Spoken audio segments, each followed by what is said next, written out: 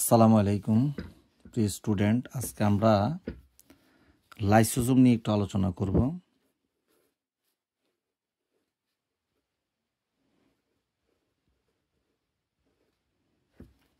Lysosome lysosome অথবা lysosome, যেটাই উচ্চারণ করো। লাইসো শব্দের অর্থ হচ্ছে হজমকারী,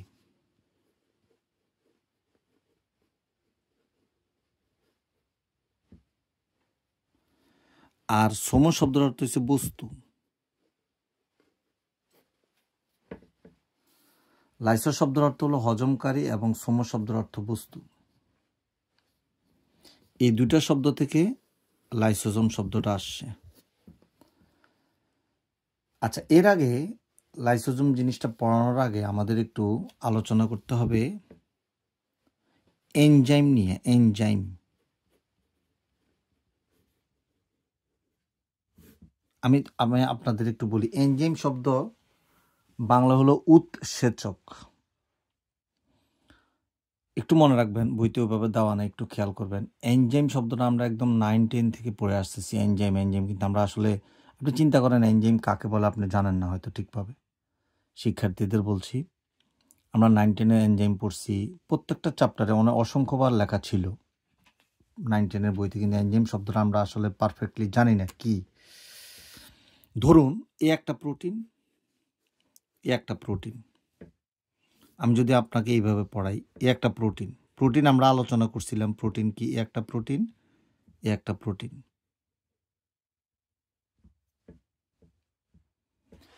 এখন এই প্রোটিনটা রাসায়নিক বিক্রিয়ায় অংশগ্রহণ করে, এটা রাসায়নিক বিক্রিয়ায় অংশগ্রহণ করে না। এই প্রোটিনটা রাসায়নিক বিক্রিয়ায় অংশগ্রহণ করে, কিন্তু এটা রাসায়নিক বিক্রিয়ায় অংশগ্রহণ করে না। এটা রাসায়নিক বিক্রিয়ায় অংশগ্রহণ করে রাসায়নিক বিক্রিয়ার গতিকে ত্বরান্বিত করে, গতি বাড়ায়। এটা করে না। এবং এটা ভর ও সংযুতিতে অপরিবর্তিত থাকে। মনে রাখবেন, ভর এবং সংযুতিতে অপরিবর্তিত থাকে।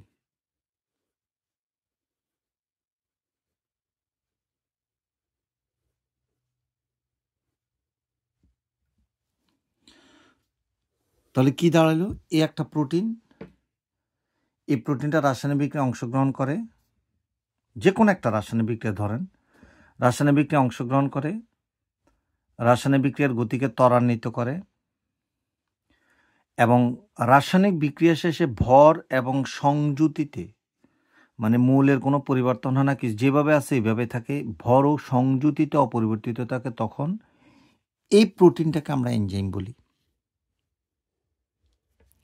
কিন্তু এই প্রোটিনটাকে আমরা এনজাইম বলবো না, এটা শুধু প্রোটিন। তার মানে all enzyme are protein, all protein are not enzyme.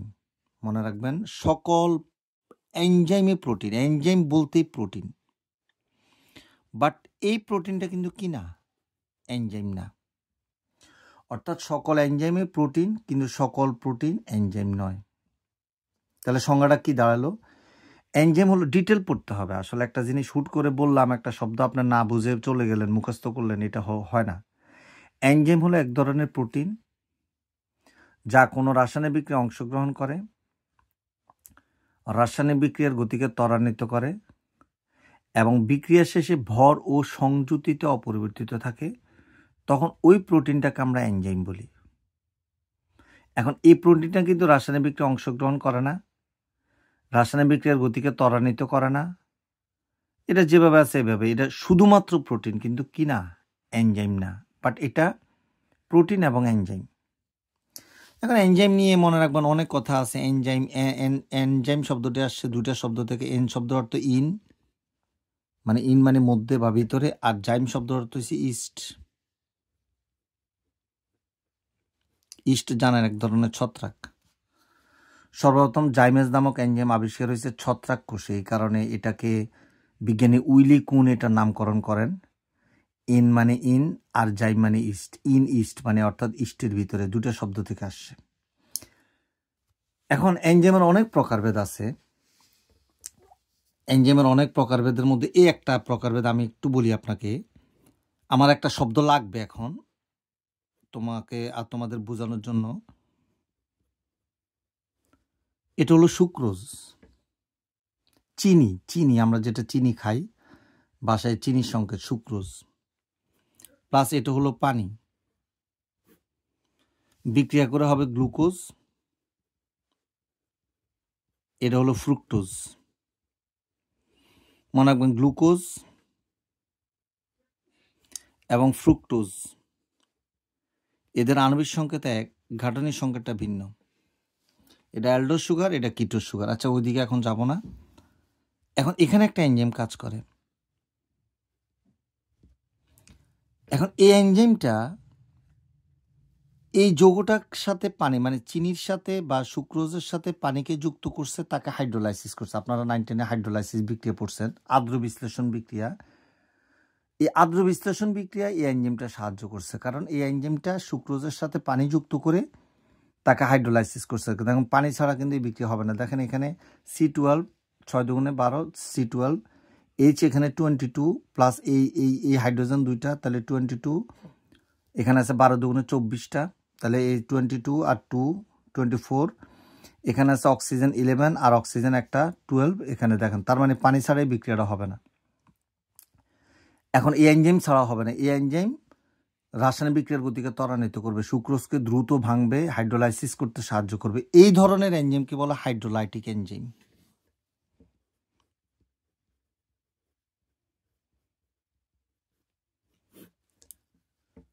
Hydrolytic enzyme বাংলায় যদি বলেন আর্দ্র বিশ্লেষী এনজাইম, হাইড্রোলাইটিক। এভাবে অনেক আছে, 9-10 আপনারা পড়ছেন, পেপসিন, সুক্রেজ। তাহলে এখানে দেখেন এটার নাম হচ্ছে সুক্রেজ এনজাইম, কারণ সে সুক্রোজকে হাইড্রোলাইসিস করছে।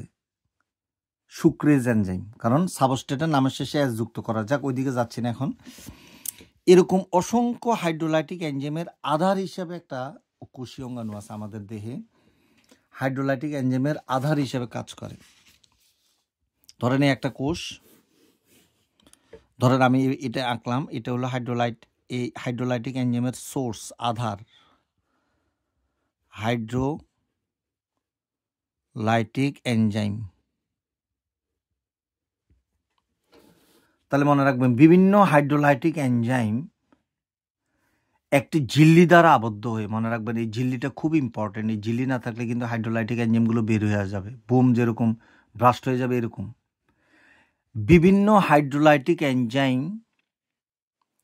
একটি ঝিল্লি দ্বারা আবদ্ধ হয়ে যে কোষীয় অঙ্গাণু গঠন করে তাকে বলা হয় লাইসোজোম। বিভিন্ন হাইড্রোলাইটিক এনজাইম একটি ঝিল্লি দ্বারা আবদ্ধ হয়ে যে কোষীয় অঙ্গাণু গঠন করে তাকে বলা হয় লাইসোজোম। আপনারা একটু বইতে দেখবেন, আমার কাছে বই নেই। 1955 সালে ফরাসি বিজ্ঞানী দা দুভে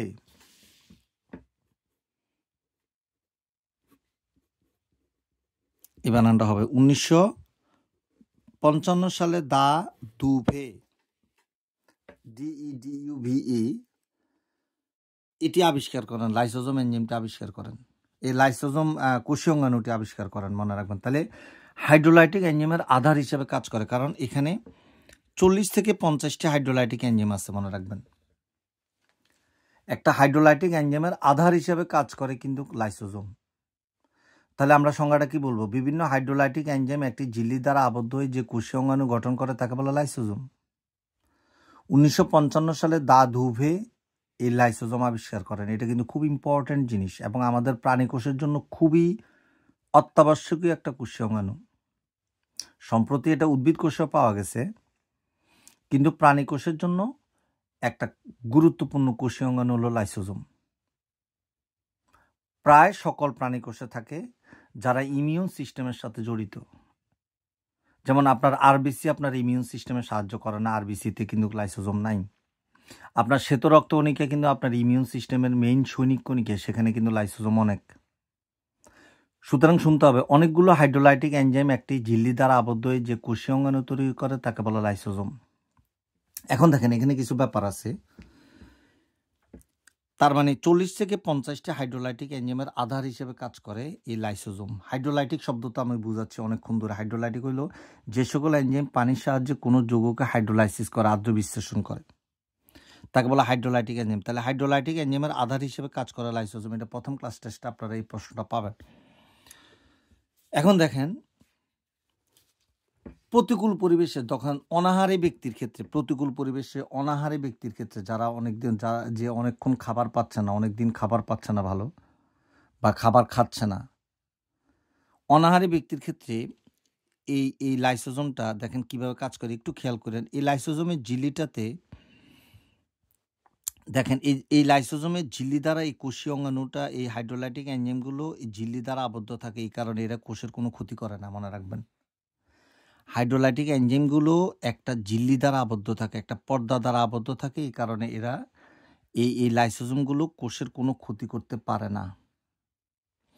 কিন্তু প্রতিকূল পরিবেশে, বিশেষ করে অনাহারী ব্যক্তির ক্ষেত্রে, এই লাইসোজোমের ঝিল্লিটা, মনে রাখবেন, কিছু রাসায়নিক পদার্থ আছে যেটা লাইসোজোমের ঝিল্লিকে স্থিতিশীল রাখে, মানে ভাঙতে দেয় না, তাকে বলে স্ট্যাবিলাইজার।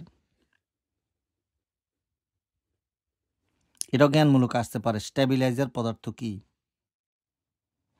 এখন স্ট্যাবিলাইজার পদার্থ বিভিন্ন ধরনের আছে, এটার আমরা উদাহরণ দিব। এগুলো আসলে ভর্তি পরীক্ষার জন্য দরকার, এখন আপাতত আমরা বলছি না। দেখেন, আবার কিছু রাসায়নিক পদার্থ আছে এই ঝিল্লিতে থাকে, যেগুলো যেমন বিভিন্ন ধরনের ভিটামিন থাকে, হ্যাঁ, বিভিন্ন ধরনের প্রোটিন থাকে, অনেক ধরনের পদার্থ থাকে যেগুলো এই ঝিল্লিকে ভাঙতে দেয় না, এগুলো হচ্ছে স্ট্যাবিলাইজার। আবার কিছু রাসায়নিক পদার্থ আছে এই ঝিল্লিগুলোকে ভাঙতে সাহায্য করে, তাকে বলে ল্যাবিলাইজার। তাহলে স্ট্যাবিলাইজার ও ল্যাবিলাইজার পদার্থ কাকে বলে? লাইসোজোমের ঝিল্লিতে কিছু রাসায়নিক পদার্থ রয়েছে যা ঝিল্লিকে ভাঙতে দেয় না, স্থিতিশীল রাখে, তাকে বলে স্ট্যাবিলাইজার। লাইসোজোমের ঝিল্লিতে কিছু রাসায়নিক পদার্থ আছে যা ঝিল্লিকে ভেঙে ফেলতে সাহায্য করে, তাকে বলে ল্যাবিলাইজার। এখন মনে রাখবেন, এই ঝিল্লিটা আপনার সুস্থ অবস্থায় স্ট্যাবিলাইজার পদার্থ এটাকে ভাঙতে দিবে না। তার মানে এই এনজাইমগুলো বের হয়ে আসতে পারতেছে না, এই এনজাইমগুলো আপনার কোনো ক্ষতি করবে না। কিন্তু অনাহারী ব্যক্তির ক্ষেত্রে বা পুষ্টিহীনতার ক্ষেত্রে, যখন আপনি পুষ্টিহীন হবেন বা কোনো কোষ যখন মারাত্মক কোনো কিছু দ্বারা আক্রমণ বা কোনো কিছুর আক্রমণ হবে, ধরুন ব্যাকটেরিয়া দ্বারা আক্রমণ হয়, তখন এই লাইসোজোম কিন্তু ওই ব্যাকটেরিয়াগুলোকে গিলে ফেলে। হ্যাঁ, এখন মনে রাখবেন, ধরেন কোনো কারণে যদি আপনার অনাহারী বা কোনো ক্ষতিগ্রস্ত হয়, প্রতিকূল পরিবেশে কোষ পতিত হয়, পুষ্টিহীনতার অভাব হয়, তখন এই ল্যাবিলাইজার পদার্থের কারণে এই লাইসোজোমের ঝিল্লিতে ক্ষতিগ্রস্ত হলে এই এনজাইমগুলো বেরিয়ে আসে।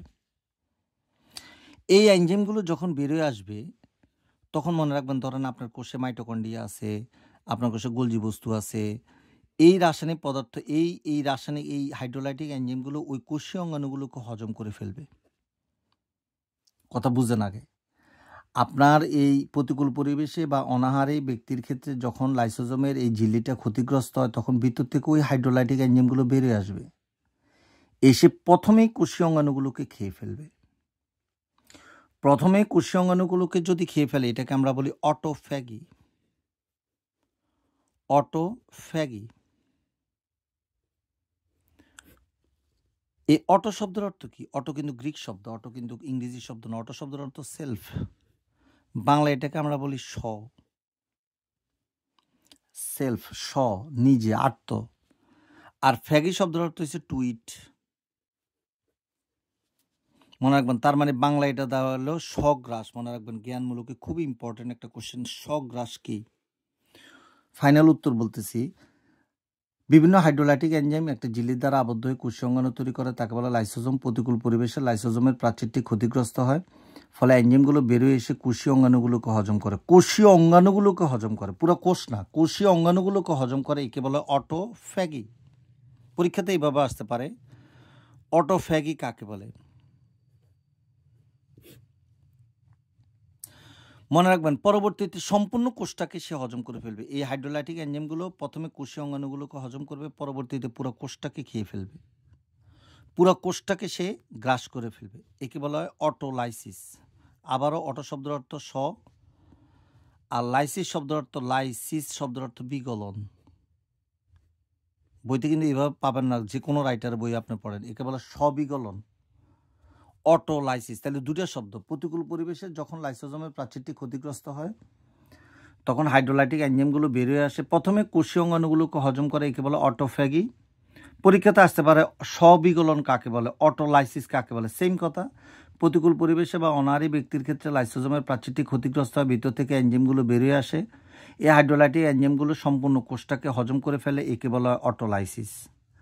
আর এই হাইড্রোলাইটিক এনজাইমগুলো শুধু কোষীয় অঙ্গাণুগুলোকে হজম করে, একে বলে অটোফ্যাগি বা স্বগ্রাস।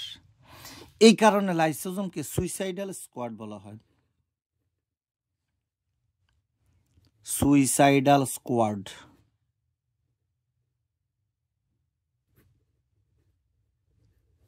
SQUAD, হ্যাঁ, স্কোয়াড বা আত্মঘাতী ব্যাগ, আত্মঘাতী থলিকা, আত্মঘাতী থলিকা বা ব্যাগ। মনে রাখবেন জ্ঞানমূলকে এটা, এই দুটো প্রশ্ন খুবই ইম্পর্ট্যান্ট। আর অনুধাবনে আসতে পারে লাইসোজোমকে কেন আত্মঘাতী থলিকা বলে। তখন আপনি বলবেন বিভিন্ন হাইড্রোলাইটিক এনজাইম একটি ঝিল্লির দ্বারা আবদ্ধ হয়ে যে কোষীয় অঙ্গাণু তৈরি করে তাকে বলে লাইসোজোম। লাইসোজোমে বিভিন্ন হাইড্রোলাইটিক এনজাইমের আধার হিসেবে কাজ করে। প্রতিকূল পরিবেশে যখন কোষটি ক্ষতিগ্রস্ত হয় তখন লাইসোজোমের ঝিল্লিটি, মনে রাখবেন এই ঝিল্লিটি কিন্তু এক স্তর বিশিষ্ট, এই ঝিল্লিটি ক্ষতিগ্রস্ত হয় তখন হাইড্রোলাইটিক এনজাইমগুলো বেরিয়ে এসে প্রথমে কোষীয় অঙ্গাণুগুলোকে হজম করে, একে বলে অটোফ্যাগি। পরবর্তীতে সম্পূর্ণ কোষটাকে হজম করে, একে বলে অটোলাইসিস। আর এই কারণে লাইসোজোমকে আত্মঘাতী থলিকা বলে। মানে দুটো উত্তর যোগ করে দিলে এই অনুধাবনটা হয়ে যায় আত্মঘাতী থলিকা কাকে বলে, কেন আত্মঘাতী থলিকা বলে। কেন আত্মঘাতী থলিকা বলে যদি, তখন আপনার লাইসোজোমের সংজ্ঞাটা দিবেন। যদি বলে অটোফ্যাগি কি, জ্ঞানমূলক আসতে পারে অটোফ্যাগি কি, বলবেন যে তখন আর সংজ্ঞা দেওয়া লাগবে না, কারণ জ্ঞানমূলকের কোশ্চেন তো 1 লাইনে 2 লাইনে উত্তর দিলে ভালো।